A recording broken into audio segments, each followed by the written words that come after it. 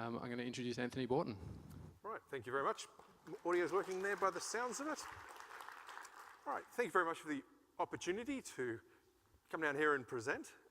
Again, thank you to the sponsors. It was great to hear from the sponsor just then, our platinum sponsor. So as someone that's organised conferences, I know the amount of work that goes on behind the scenes and the absolute gratitude we have for the sponsors that come on board and help make these things a reality. So again, a big thank you. As Damien said, my name's Anthony Borton. I'm a, oh no, did I pick up the wrong clicker?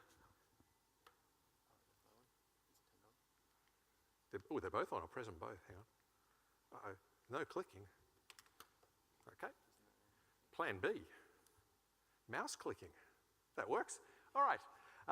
So I have this interesting title. I'm a DevOps architect, two terms that I really don't believe I should find in any job title, but I guess that's what I am. I've been a DevTools MVP for the past 11 years prior to joining Microsoft. And I've done a few Microsoft exams. Has anyone done any Microsoft exams? This is a game I love to play. Oh, this is awesome. No, keep your hands up. This is a good game. All right, more than 3 exams?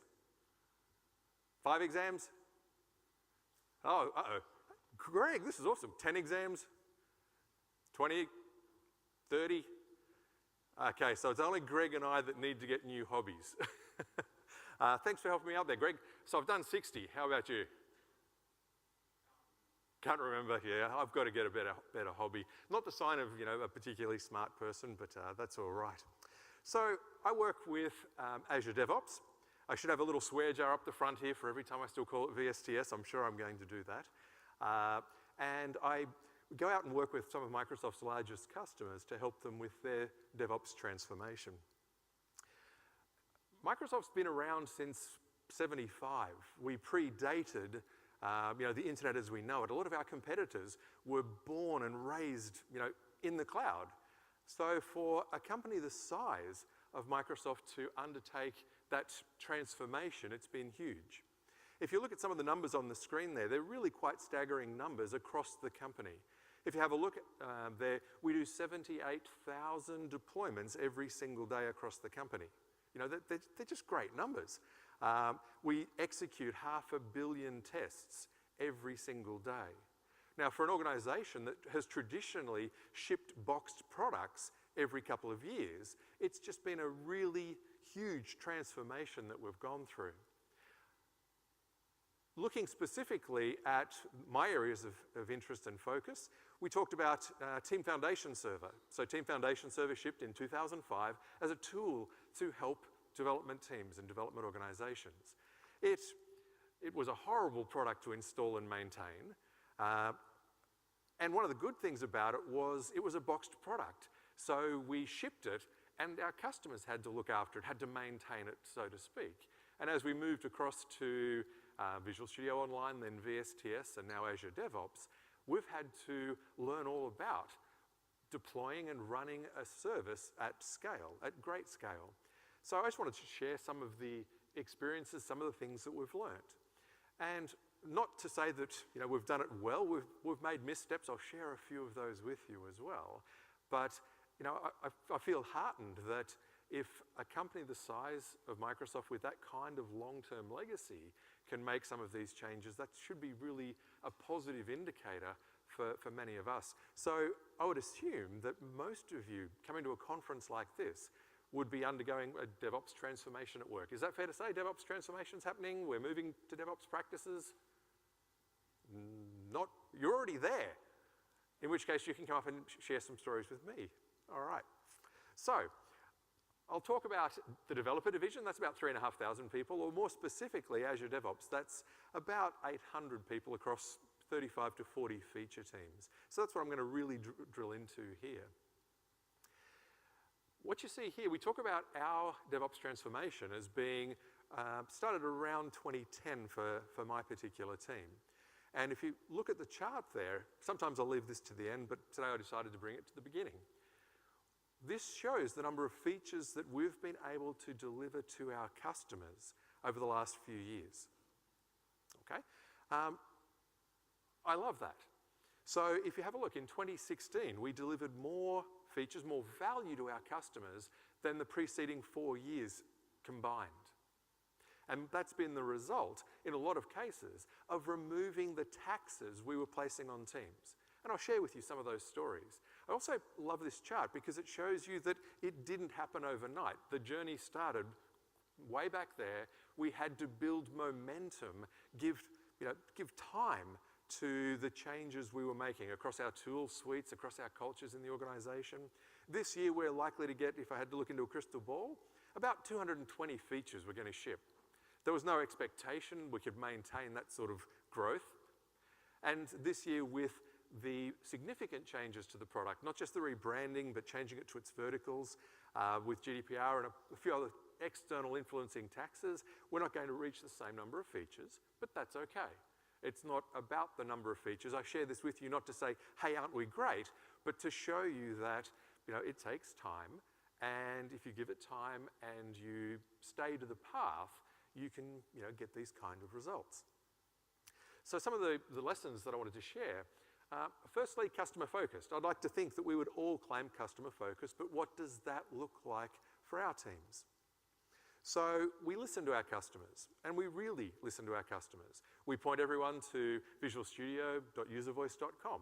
How many of you use Visual Studio? How many of you have gone on to User Voice and said, we need to change this, or I don't like that? Okay, a few hands. How many of you have quietly grumbled and done nothing but grumble? Yeah, I've done that too. Okay, so talking to some of our lead PMs, it was amazing to hear one of them say that he checks user voice feedback before checking his email in the morning. Within Microsoft, we love our emails, so that was quite an amazing statement to make. Just because something's there doesn't also mean you're going to get it, but it's really important to listen to your customers this way. We're active on Stack Overflow.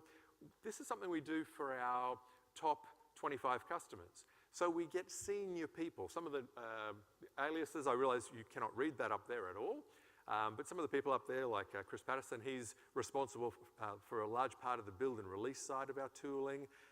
Actually, I realize you can't read that, but some of you may have bumped into Mitch Denny over the years, so Mitch is up there. He's a champion for probably 2 of the customers there.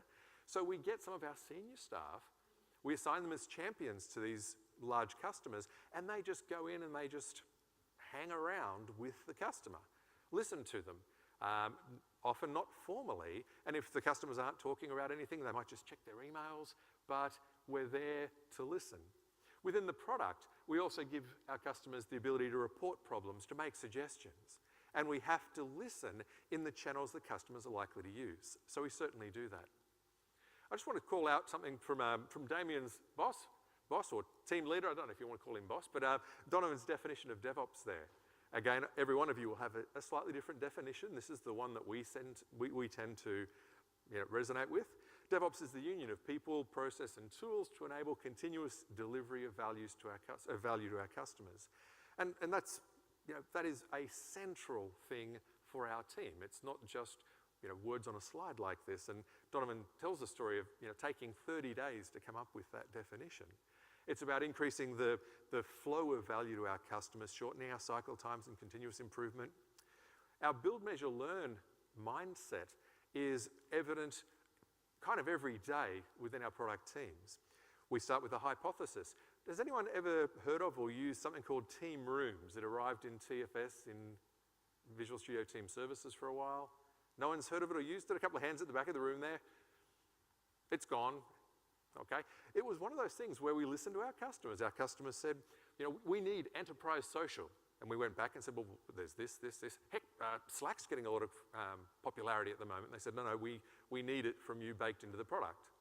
So the hypothesis we came up with was we believe that this customer segment wants this product and feature for this value proposition.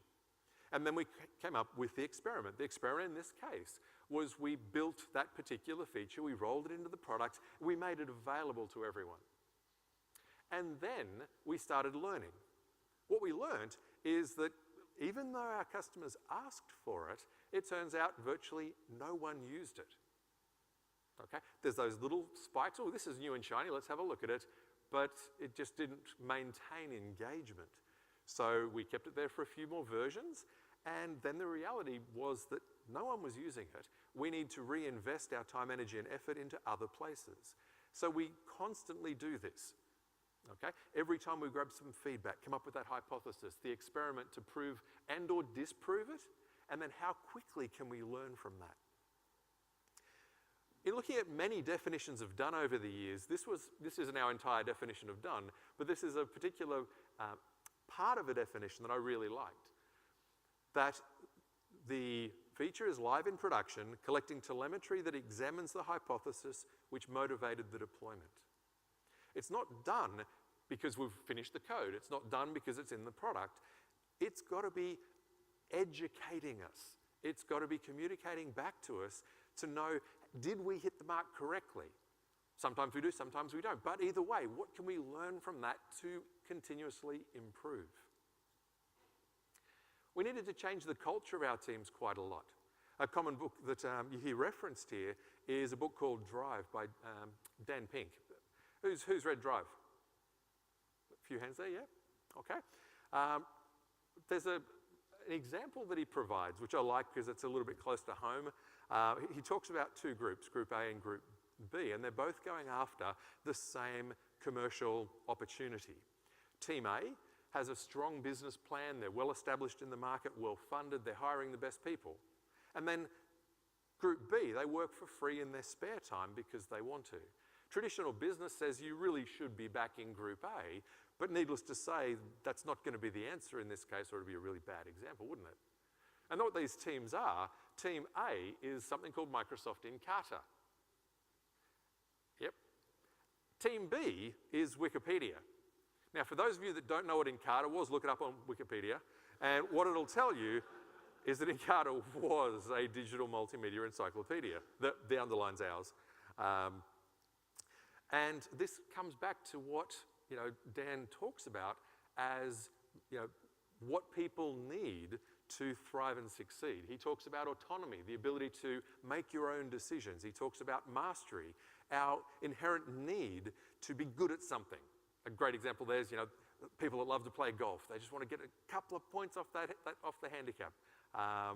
And then purpose. We've got to know that what we're doing makes a difference and gives us purpose.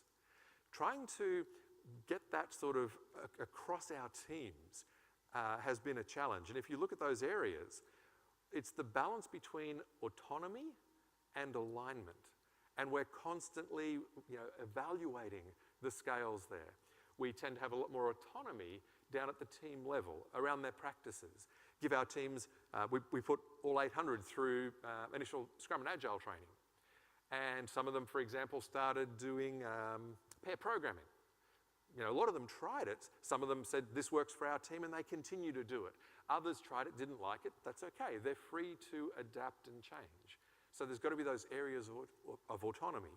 We let our teams manage the sprint and the 3-sprint vision, and then we have alignment. That's when it goes more up to leadership to make sure our teams are moving in the right direction in the medium to longer term. So a constant balance there for us. If you go back maybe 5, 6 years now, these were the typical silos that we had. We had program management, we had development and testing. We were uniquely lucky here in that within the testing area, our roles were SDEs, SDETs, software development engineers in testing. So our testers, first and foremost, had coding skills. What we were finding here, like I suspect many of you find, is the cost of communication and handoff between those groups. The lack of ownership in a lot of cases, the challenges that provides. So we introduced something called combined engineering. This came in 2014. And we got rid of the label developer, we got rid of the label tester, and they just became engineers.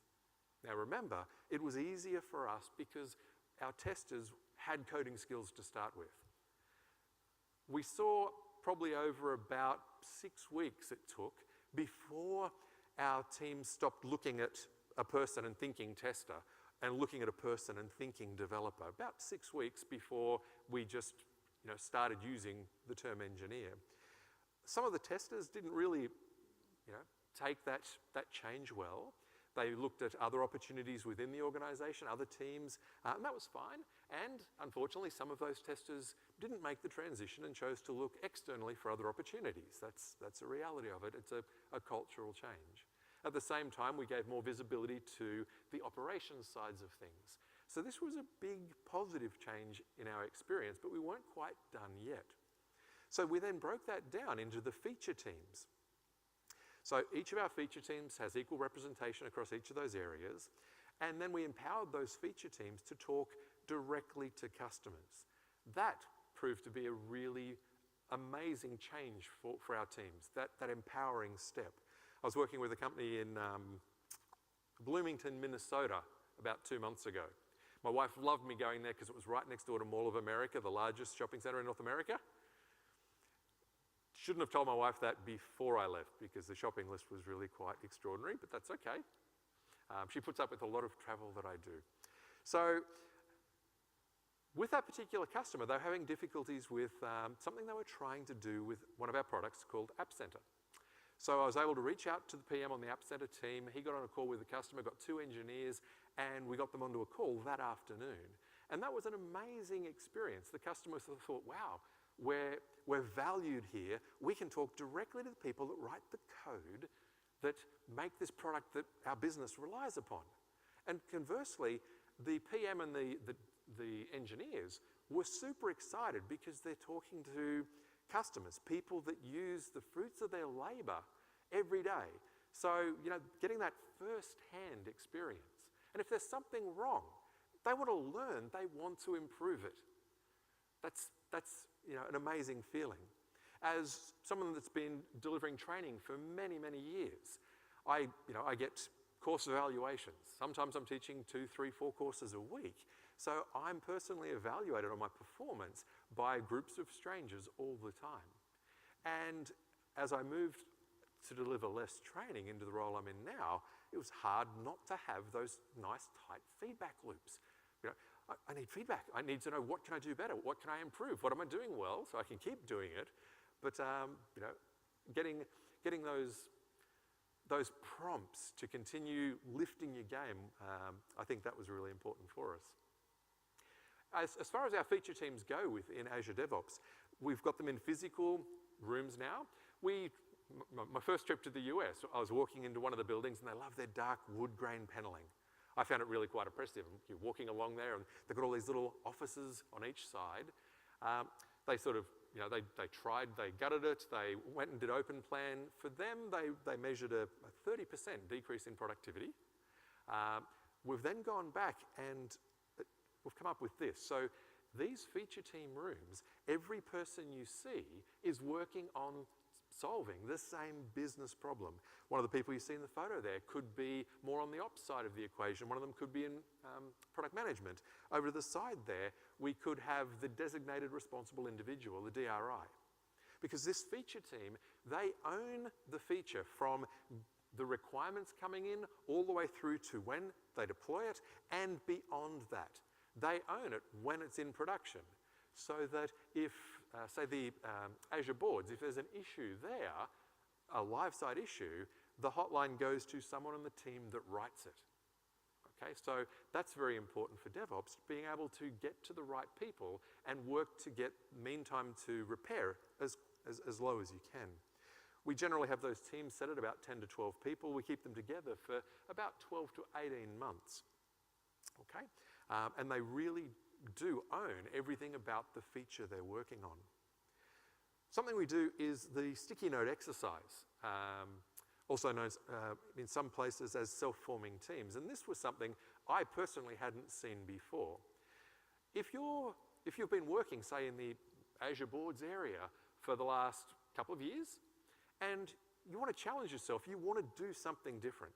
You look and there may not be other job openings or opportunities there within the company. You look a little bit further. And if you can't find the challenges you want, if it's too hard to move around, what invariably happens is you look outside your organization.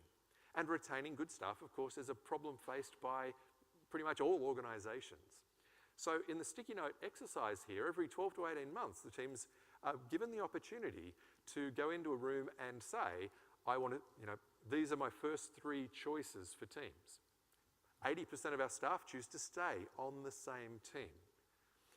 The other 20% will move to a different team. I mean, they're all engineers one way or another. So you could be an engineer working in the data area over here, an engineer moving across to the boards area. There's no HR, there's no interviews or any of those sorts of things. We make it nice and easy for our staff to, to have that kind of self-guidance, that autonomy for them.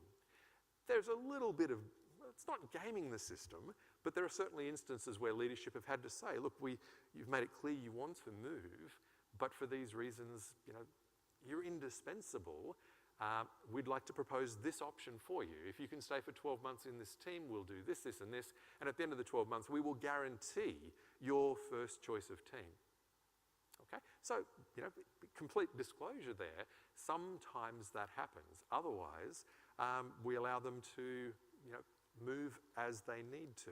And it's great to have that 20% churn in terms of, grabbing the microculture of this team. Someone moves over to a different team, brings over aspects of the team practices they were in. So that's a great way of spreading some of our best practices across those teams.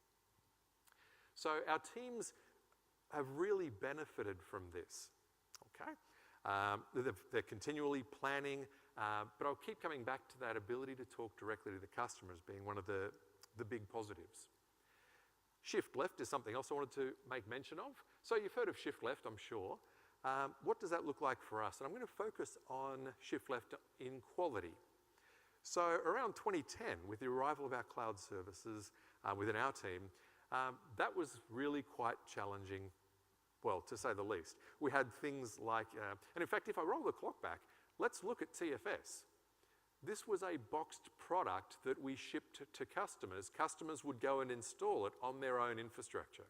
Suddenly, we needed to run a high availability global service with a group of talented and smart engineers that had no experience whatsoever in running these kinds of services.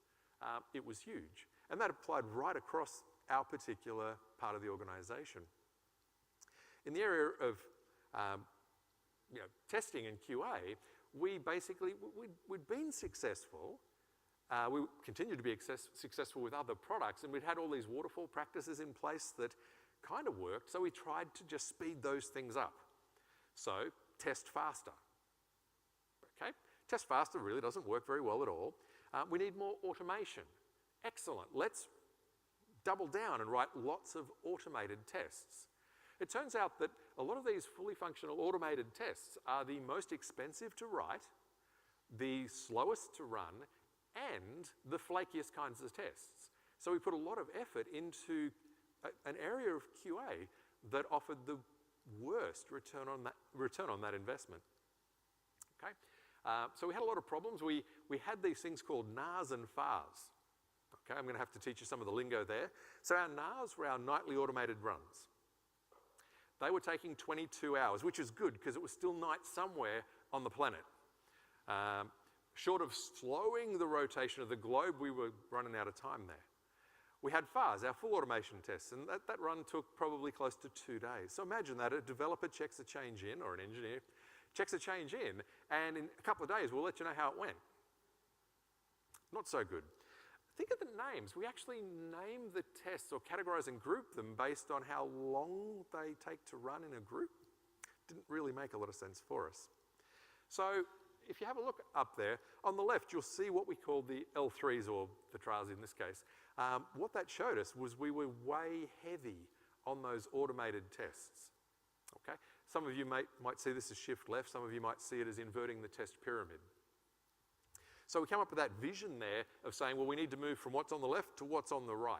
And that wasn't that long ago. February 15, we came up with that vision. We came up with a new taxonomy based not on how long they took to run, although it kind of works that way anyway, but based on the prerequisites of these tests. So our L0s were the smallest tests, they were in-memory tests, and they were the closest to the code. We had our L1s, which would allow more complex prerequisites, things like SQL. Our L2s allowed us to test against testable service deployments, and then our L3s can run against production. We then grouped those in a little bit of a smarter way. And we started. We started with about 27,000 of those old nasty TRA tests. And that, I've never seen a dollar amount put on it, and I'm sure no one wants to put a dollar amount on it because the cost of creating those tests would have been astronomical, and we effectively outlawed them within our group. You'll see that we started with the L0s, and it took about 3 sprints for the engineers to sort of get over the idea of, you know, I was a developer and testers will pick up any problems. About 3 sprints, and it was like, hey, this is really cool. CI, I'm checking in, I'm getting fast feedback. This is awesome. And you'll see the small lines over there, the increase as our engineering team started replacing those TRA tests with nice, fast, in-memory tests. And that's the scale here is going to be about 2.5 to 3 years. So this is a big journey, okay? So the orange ones are on the way down, on the way down, on the way down. Towards the end there, you'll actually see a little spike up again, which is a bit confusing. Did you magically start writing the bad tests again? No, we found about 2,500 we didn't know we had. So writing expensive tests and not running them, that's even not smarter. We continued further on there, and this is, what, five sprints old now. In fact, we can have a quick look at production. So here's a pull request, okay? So our engineers, when they want to go and check into master and we work out a master, we have a pull request workflow. So every single change an engineer wants to get into our product, they submit the pull request, and what happens today is close to 84,000 tests are executed. And we probably handle today over 300 pull requests into master for Azure DevOps, okay? So they're staggering numbers. For the most part, and I'm not quite sure why it's not showing me the history there, in choosing this one, there were some failed tests there, but some build failures, but for the most part, what we're finding, by front-loading all of these things, by shifting left, we have master that is green a lot of the time. I don't have the numbers there, but it's in the high 90 percentile. We could deploy from master anytime we need to. I'll draw your eye to a number up there, 281 on the right-hand side. One of the other challenges we had was the flakiness of those tests. So seriously, we would run some of those old TRA tests, get 70% pass, yes, and we'd ship. Yep, think about that for a minute. 30% fail? Well, it wasn't that there were 30% of those tests were failing because of bugs and issues in the product. These were unreliable tests. So an expensive test would be written, it'd work for a while, something had changed, the test would break, no one owned the test. So it stayed broken, and we kept running it, and it kept failing. So 70% was a win. So we're trying to make business decisions on a quality signal that's completely not good. I'll be kind in what I use there. So the 281 is an automated process. What we do today is if we run all of those tests, let's say they all go green, if we then run the exact same tests 50 times sequentially without changing anything about the application, no configuration, no redeployment, if nothing changed, what should we get? We should get the exact same results. So what we do is if we do not get the exact same results, we flag it as a flaky test. And again, you can't read it. I should have fixed the screen res. I apologize for that. But the bottom there, you might see 2 little red dots there. One of those is a word that says new, the other is a word that says flaky. So we mark it as a flaky test. We do not include it in the pass or fail. We push it off to the side, mark it as a flaky test, and put it on a scorecard. So now a team owns that test, and they're generally given 2 sprints to get that flaky test working again. So we've got mechanisms in place to drive up the quality signal that we're getting. Okay, that's been really important. Okay, deploying. So what have we learned in terms of deploying the application? A few of the things on the slide there, these aren't new. These are sort of DevOps 101 things. Use the same mechanisms that you deploy to production with for when you deploy to pre-production. We said we want 0 downtime deployments, and we want to deploy during business hours. Okay? Who loves deploying on a Friday night when everyone's gone home? Yeah! All right. So when do you think we try and deploy the service? We deploy the service on a Monday morning. Okay, that's been a huge change for us. So our teams are spread across Raleigh, North Carolina, Redmond, Hyderabad. So the Hyderabad guys get a short straw sometimes. But we always try and deploy on a Monday morning when all, our engineers are available should anything go wrong. That's been a huge improvement for us. We use feature flags a lot. Okay, feature toggles, these aren't new for us. And they're not a magic silver bullet either. We can control them with custom PowerShell scripts or a web UI. We can turn on features for individuals. But pretty much anything you see has been in the product for months in advance. The new name, the new verticals, the navigation that we announced just a few weeks ago now, I'd been able to be using in the product for at least 4 months. We make a lot of those publicly available so our customers that are risk tolerant can opt into these things themselves. At the Connect event, we were launching our service, so it's a pretty big deal for us. And we thought, excellent, so just before the event, we turned on all the feature flags, which caused 2 weeks of absolute hell. It was horrible. It really, really was. You can do a search for that. I mean, we're great in putting our retrospectives up publicly. Okay.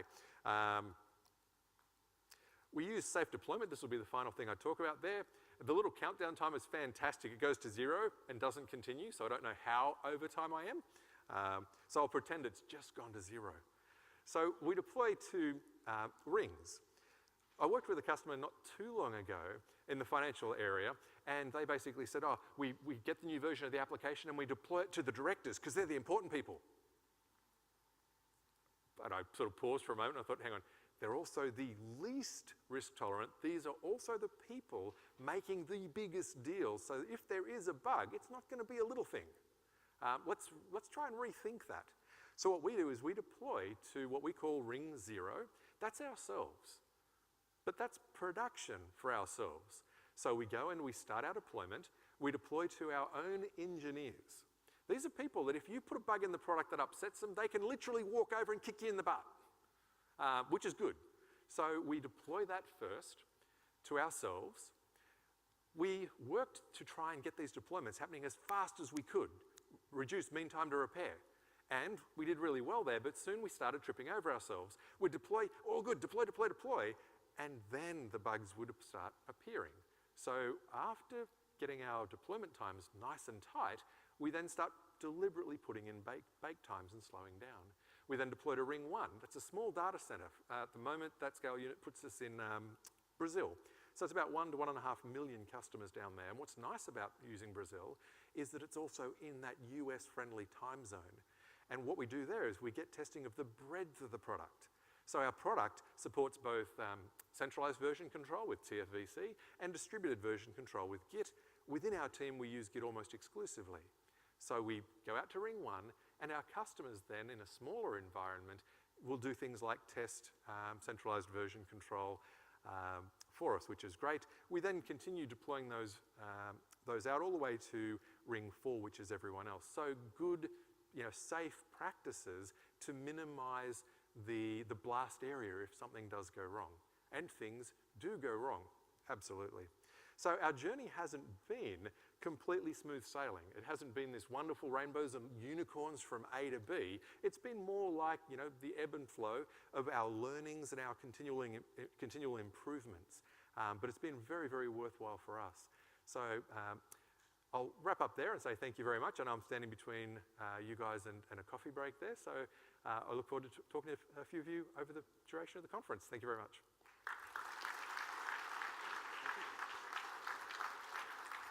Awesome. Thank you, Anthony.